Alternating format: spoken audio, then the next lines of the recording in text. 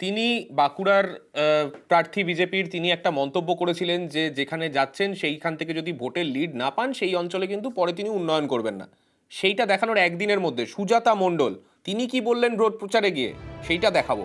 তিনি আরও এক ধাপ এগিয়ে গেলেন, লিড পেলে তবেই কাজ করবেন, এক্ষেত্রেও কিন্তু এই জায়গাটাই কমন রয়ে গেল। কি বললেন তিনি শোনাবো।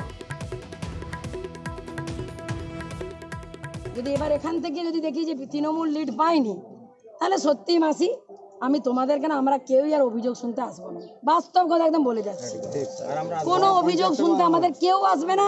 তোমরা বিজেপির সঙ্গে বুঝে নেবে, কারণ এখানে বারবার বিজেপি জিতবে আর আমরা কাজ করব, এটা হতে পারে না।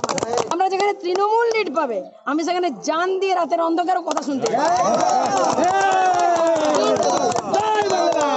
যেখানে তৃণমূল লিড পাবে না সেখানে আমি তো দূরস্থ, আমার কোনো কর্মীদের কম যেতে দেবো না।